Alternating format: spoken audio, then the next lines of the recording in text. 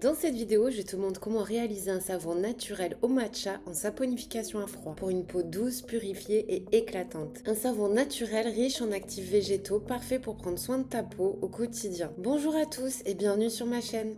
Pour cette expérience de savon au thé matcha, j'ai choisi de l'intégrer sous la forme de glaçons d'infusion pour la lessive de soude et d'ajouter de l'acide citrique à la formule pour améliorer la qualité du savon. D'ailleurs, dis-moi en commentaire si une vidéo spéciale sur l'utilisation de l'acide citrique dans le savon t'intéresserait. Allez, c'est parti. La première étape de cette recette doit se faire la veille ou 4-5 heures avant, le temps que l'infusion de thé se transforme en glaçon. Pour la préparer, je me suis basée sur des recommandations trouvées sur le net pour la préparation du matcha, à savoir environ 1 g à 1,5 g de thé pour 80 ml d'eau. Pour cette recette, il faudra 240,24 g d'infusion pour diluer la soude. Je prépare 3,5 g de thé matcha que je passe au tamis et je chauffe 260 ml d'eau distillée. J'aime bien en préparer un petit peu plus au cas où. La température doit redescendre à 70 degrés avant de la verser sur le thé. Mélange le thé avec l'eau pendant quelques secondes. Laisse-la refroidir et verse l'infusion dans un bac à glaçons. Les bienfaits du matcha sont nombreux, connus principalement pour sa forte concentration en antioxydants. Le matcha aide aussi à réduire l'inflammation de la peau en apaisant les rougeurs. Il améliore l'éclat du teint en activant la circulation sanguine. Il nettoie la peau en profondeur grâce à ses propriétés antibactériennes. Il aide à éliminer les impuretés et les imperfections, idéal pour les peaux mixtes à grasses. Pour cette recette, j'ajoute de l'acide citrique à hauteur de 2% du poids total des huiles. Je le dilue dans 2 fois son poids en eau que je déduis de l'eau pour la dilution de la soude. Comme l'acide citrique consomme une partie de la soude, voilà le calcul pour réajuster la quantité de soude. Prépare 17,38 g d'acide citrique et dilue-le avec 34,76 g d'eau distillée. Mets-le de côté.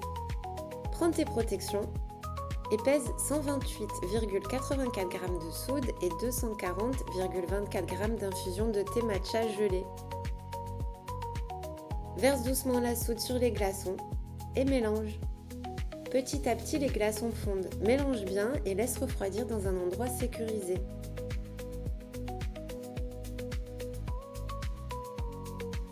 Prépare maintenant les beurres pour le bain-marie. Pèse 199 g de beurre de karité, nourrissant et protecteur, 163 g de beurre de mangue qui apporte douceur et élasticité et 181 g d'huile de coco pour une mousse généreuse et un nettoyage efficace. Rassemble-les dans un contenant pour le bain-marie et fais-les fondre à feu doux.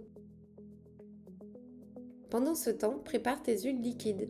181 g d'huile d'olive très douce et hydratante, et 145 g d'huile de chanvre, riche en acides gras et remplie d'antioxydants, parfaite pour apaiser et protéger la peau. Ajoute la dilution d'acide citrique à la lessive de soude et mets-la de côté. Une fois les beurres fondus, rassemble-les avec les huiles froides. Tu peux ajouter une huile parfumée si tu le souhaites. Pour ma part, je n'en ai pas qui sentent le thé, mais j'en ai choisi une qui, je trouve, s'accorde parfaitement à ce savon. Une odeur de citron vert avec des notes de bergamote et d'encens au Liban, un parfum doux et sensuel. Ajoute-en 26 g, ce qui correspond à environ 3% du total des huiles. Regarde le certificat IFRA de ton huile pour t'assurer des bons dosages. Vérifie la température de tes huiles et de ta lessive de soude aux environs de 30 degrés et verse la lessive de soude au matcha dans les huiles.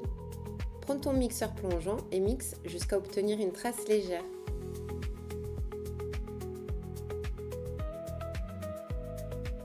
Pour le design, j'ajoute un peu de colorant blanc, de l'empâtage blanchet Aromazone.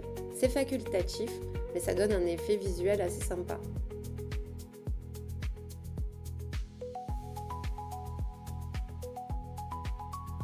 Verse le parfum dans ta pâte, mélange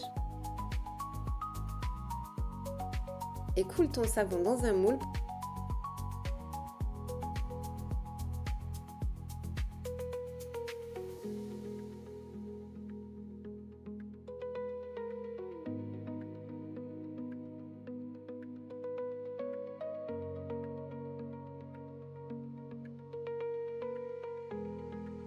Il faudra attendre 24 à 48 heures avant de le démouler.